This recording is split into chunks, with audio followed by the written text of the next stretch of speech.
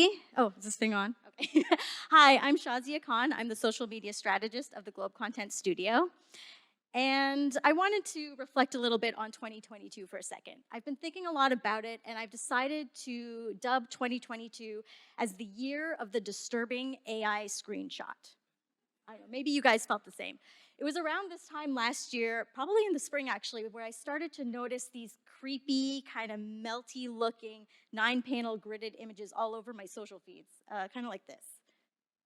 Yeah, nightmare fuel.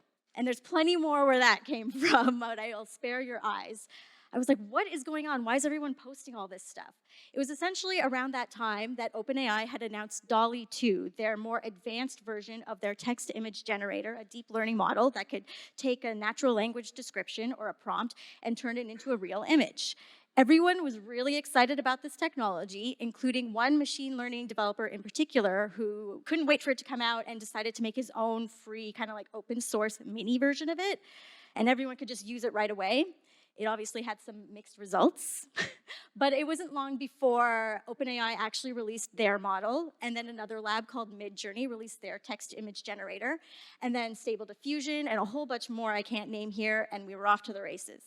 I started to see a whole lot more screenshots, but thankfully they became slightly less horrifying than that one.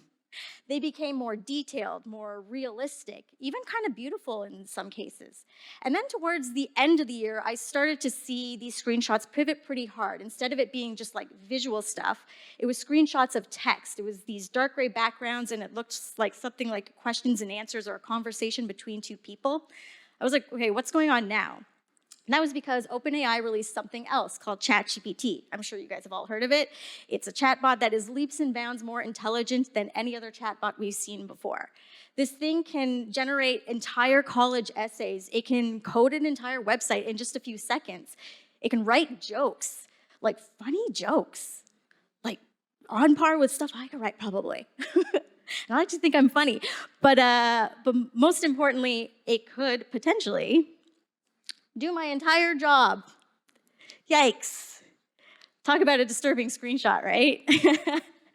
So naturally, I've been thinking a lot about generative AI and what it could mean for the future of work, specifically my work, social media. I've often joked that I would love to have a robot butler to just automate all the boring, mundane stuff in my job so that I could focus on the bigger picture, fun, creative stuff. But what if these models can do all that fun, big picture, creative stuff too? I mean, I never thought it'd be possible, but I mean, look what a difference a year makes, right? Okay, so let's think this through. What would be the cost benefit of hiring an AI to become your social media manager? So on one hand, we all know one of the upsides is efficiency. They can produce a lot of content very fast. They can also help us reduce errors. They follow your instructions to a T. They don't slip up and make a mistake or a typo. They're very good at following instruction. And they can help us make smarter decisions, which if you work in social media, you already know this because whether you know it or not, you've been using AI every day for years to be more successful.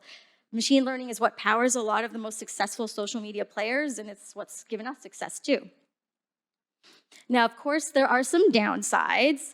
One is if you've played with these generative AI models at a stretch and tried to produce a lot of content from them, you've probably noticed that the responses start to feel very samey and start to blend together after a while. In the attention economy, being dull is basically a death sentence. So the last thing I want is to produce a whole bunch of social media posts that all kind of sound the same. And then, of course, there's the whole issue where they lie a lot.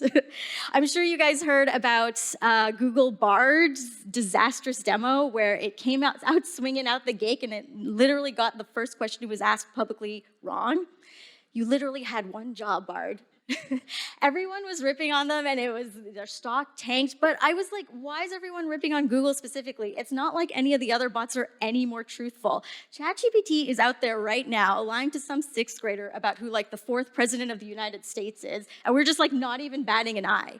Social media already has a trust problem. Let's not make it worse. And then there's the whole thing where technology or machines don't have morality like we do. You've probably heard about how there's chatbots that can go off the rails and spew all sorts of hate speech or violent rhetoric or instructions on how to do violent things. The last thing we want is having those running our brand social accounts. Did you guys hear about that story in the New York Times where a reporter had this long discussion with the Bing chatbot where it revealed its name was Sydney and it ended up telling him, hey, I don't think you love your wife, you should probably just leave her? Just out of nowhere. That's just one example of a really dark story of where AI can go, but things can actually get much worse. So I figure, okay, you know what, there's lots of pros and cons. Let's try to test this out a little bit. So let's do a little quiz, and let's just see if AI can do one little tiny part of the job better than I can.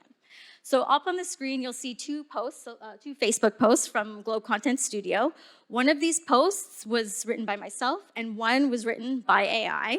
They're both promoting the same article. So give them a read, and then I'm gonna ask you guys which one you think is the bot. We're gonna play bot or not. All right, so I'm gonna do it by show of hands. So who thinks the one on the left was written by the bot? Okay, a little smattering. And then who thinks the one on the right was written by the bot? Ooh, a lot. Okay. And then who's like, I have no idea, pass? Anybody? Let's see, I saw a couple. Okay, so here's the answer. A lot of you got that right. I will say, even though like maybe to some people who know my writing style maybe a little bit better, they might have been like, oh, that's an easy one. I know you, Shazia. But honestly, just trying to look at it from an objective perspective, I feel like, you know what? If I was coming in blind here, I don't know if I could tell the difference between these two posts, which one was human and which one was not. I guess I should be kind of nervous, right? But I'm actually not, because the process of going through with ChatGPT and all the AI bots I tried, trying to make a generative AI post was actually so labor intensive. I still had to put a ton of labor into making sure I gave it a prompt that would produce something that was actually publishable on our social feeds. I couldn't just be like, hey, go write a Facebook post about this article. I had to give tons of detail, the character limit, keywords, objectives, a whole bunch of stuff. It's clear to me that we're still definitely a ways out from these things being ready for prime time to even do just this one more simple part of the job. Of course, we don't want to, this is what we would consider in the science world as anecdotal evidence. We are good scientists here, so we're not going to rely on anecdotal evidence. We want hard numbers to back up our assumptions. So I decided to do a little test. I made a whole bunch more of these generative AI posts out into the real world to see if they would perform as good, maybe even better than my posts in real social media campaigns where we were publishing to drive content to articles on the Globe Content Studio site. So for this site, we ran a variety of ads on Facebook, Instagram, and LinkedIn designed to drive traffic to articles on theglobeandmail.com. 50% of the text we used was human, and 50% of the text was done by a bot. So this was a risky, very risky proposition for myself, and I'm going to reveal to you the results here. So the result actually, thankfully, worked out in my favor.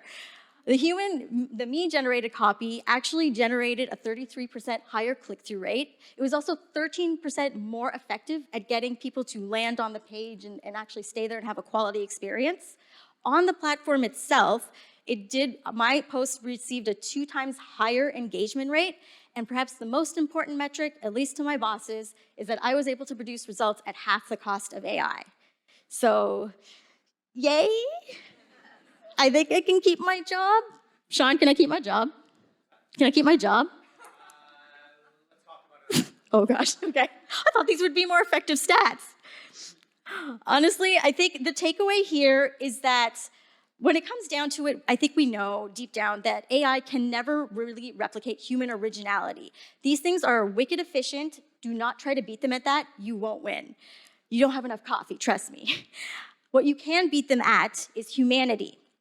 Remember that story about that reporter from the New York Times who had that chat bot try to tell him to divorce his wife? Totally normal stuff. That reporter's name is Kevin Roose. He's a noted tech journalist who's also the author of one of my favorite books on this subject. It's called Future Proof: 9 Rules for Humans in the Age of Automation. I really highly recommend you guys find this book wherever you can find it. I wish I could give you all 9 rules that he gives you right now because they're really, really helpful. They've been helpful to me so far. But I think the most important rule here is that the most important rule that he gives is to leave handprints. Basically, don't try to beat bots at their own game and try to outperform them, out-hustle them. Put your own distinctive human, original, meaningful mark on whatever it is you're creating, whether it's a simple social media post or a blog or a website or a movie or something even more complex. It is literally worth more. Thanks, guys.